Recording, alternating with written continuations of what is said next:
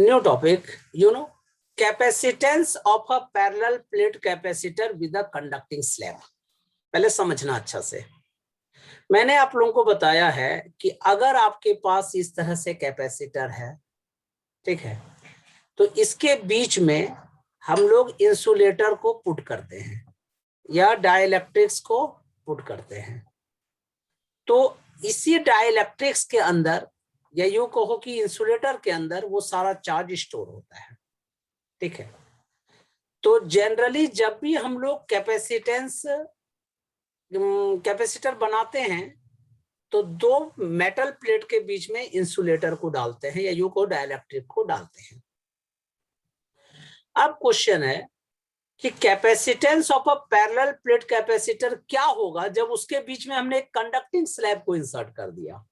इसका मतलब क्या है, समझिए पहले अच्छे से कि इसके बीच में मैंने यहाँ पे एक कंडक्टिंग स्लैब, ये ब्लैक कलर का जो है ये कंडक्टिंग स्लैब है, मैंने इसको इंसर्ट कर दिया है।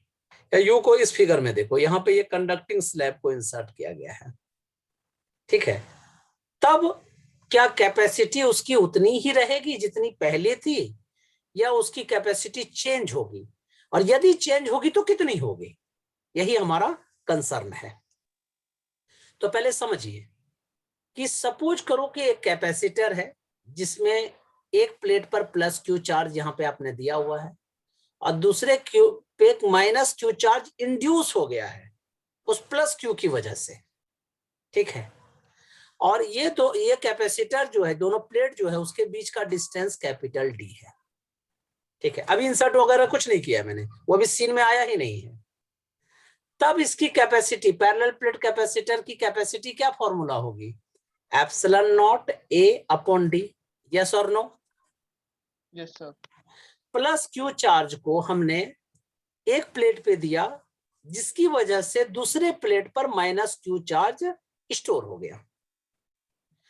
अब हमने क्या किया, इसके बीच में ये एक हमने कंडक्टिंग प्लेट को इंसर्ट किया है, ये कंडक्टिंग प्लेट इंसर्ट है। तो आपको पता है कि कंडक्टिंग प्लेट से होकर अगर चार्ज को पास कराते हैं तो वो सब सारे चार्ज पास हो जाते हैं, तो उसके अंदर इलेक्ट्रिक फील्ड कितनी होती है, 0 होती है, यस और नो? Yes sir. ऑब्वियसली होती है।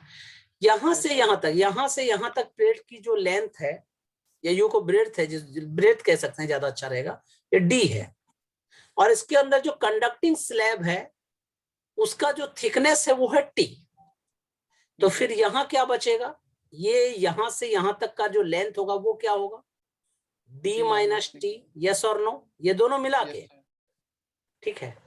Yes sir. तो अब इस वाले एरिया का, इस वाले का, ठीक है, कंडक्टिंग स्लैब को छोड़कर वहां पे कितना पोटेंशियल होगा, तो पोटेंशियल V इक्वल टू क्या लिखेंगे, E not into D minus T, क्योंकि मैंने बताया था potential equal to electric field intensity into distance, yes और no?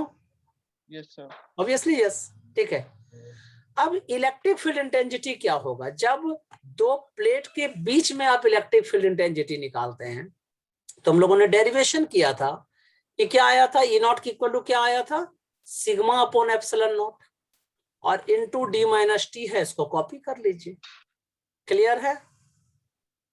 Yes sir. You know sigma is equal to क्या फॉर्मूला होता है, चार्ज अपॉन एरिया, ठीक है, क्योंकि सिग्मा को क्या कहते हैं, एरिया चार्ज डेंसिटी, ठीक है, इसी को सरफेस चार्ज डेंसिटी कहा जाता है। तो चार्ज अपॉन एरिया, तो Q upon A into epsilon not into D minus T. अब जो फॉर्मूला यूज किया है मैं इसको यहाँ पे बॉक्स में लिख देता हूँ, ठीक है। हमने कौन कौन सा फॉर्मूला यूज किया है जी, V equal to E into length होता है। इसके बाद मैंने क्या बताया था कि दो प्लेट के बीच में जो इलेक्ट्रिक फील्ड इंटेंसिटी जो होती है वो क्या होती है, सिग्मा अपॉन एप्सिलॉन नॉट होती है। फिर सिग्मा इक्वल टू क्या फॉर्मूला बताया था मैंने कि Q अपॉन A होती है, ठीक है। तो you know Q upon A epsilon naught into D minus T. तुम कहोगे सर आपने तो पोटेंशियल निकाल दिया, पर निकालना तो यहाँ कैपेसिटेंस था, ठीक है, यस। तो capacitance C is equal to क्या फॉर्मूला होता है, Q अपॉन V, ठीक है। तो Q अपॉन V के जगह में इसको सब्स्टिट्यूट कर दीजिए, then Q upon A epsilon naught into D minus T. Q और Q क्या हो गया, कैंसिल, एप्सिलॉन नॉट ए को ऊपर ले जाइए तो एप्सिलॉन नॉट ए अपॉन, ठीक है, डी माइनस टी। आप चाहें तो आप इसमें कॉमन भी ले सकते हैं, ठीक है, डी को कॉमन ले लीजिए। तो ओवरऑल हमारा ये फॉर्मूला हो चुका है, C equal to epsilon not A upon D minus T. ये ओवरऑल एक फॉर्मूला हमारे पास मिल चुका है कि अगर किसी भी कैपेसिटर के पैरेलल प्लेट कैपेसिटर के अंदर इंसर्ट करते हैं कंडक्टिंग स्लैब को, तो उसकी कैपेसिटी होती है epsilon not A upon D minus T. Now take D is common, so epsilon naught A upon D is common, so this is a 1 minus T upon D. Clear है? Yes, sir. अब देखो epsilon naught A upon D को क्या कहते हैं, ठीक है, C not जो हमने पहले भी बताया था, देखिए C naught equal to epsilon naught A upon D, तो C naught upon 1 minus T upon D। मैं यहाँ लिख भी देता हूँ, ठीक है, C naught is equal to epsilon naught A upon D, capacity of parallel plate capacitor. तो ओवरऑल क्या फॉर्मूला अब हमारे पास हो गया, C is equal to C naught upon 1 minus T upon D। ये ओवरऑल फॉर्मूला हुआ। अब तुम कहोगे कि सर कैपेसिटी बढ़ा या घटा, मुझे ये पहले बताइए। तो दिख रहा है इस एक्सप्रेशन से कैपेसिटी जो है वो इंक्रीज किया, ठीक है। तुम कहोगे सर मुझे तो नहीं दिख रहा, ठीक है, मुझे प्रूफ करके दिखाइए कि इंक्रीज कर रहा है। तो देखो थिकनेस जो है वो हमेशा डी से क्या होगा, छोटा होगा, यस और नो। तो टी अपॉन डी का रेशियो हमेशा 1 से छोटा होगा, और 1 में से उसको अगर माइनस करेंगे तो ऑब्वियसली वो 1 से छोटा होगा। और जब किसी भी नंबर पे 1 से छोटा कोई भी नंबर होता है, मान लो 4, 5, 6 कोई भी नंबर होता है, तो ये नंबर क्या हो जाता है, जो कैपेसिटी हो जाती है वो क्या हो जाती है, बड़ी हो जाती है, ठीक है। तो ओवरऑल कैपेसिटेंस इंक्रीजेस, आप क्या कह सकते हैं, कैपेसिटेंस इंक्रीजेस, या यू कहो इंक्रीजेस ही लिखिए, इंक्रीजेस, ठीक है, बाय इंट्रोड्यूसिंग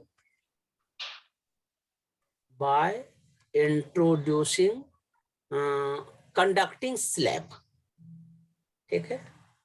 अगर आपने कंडक्टिंग स्लैब को इंट्रोड्यूस किया है किसी पैरेलल प्लेट कैपेसिटर में, तो इसकी कैपेसिटी इंक्रीज कर जाती है। क्लियर है? Yes, sir. Very good.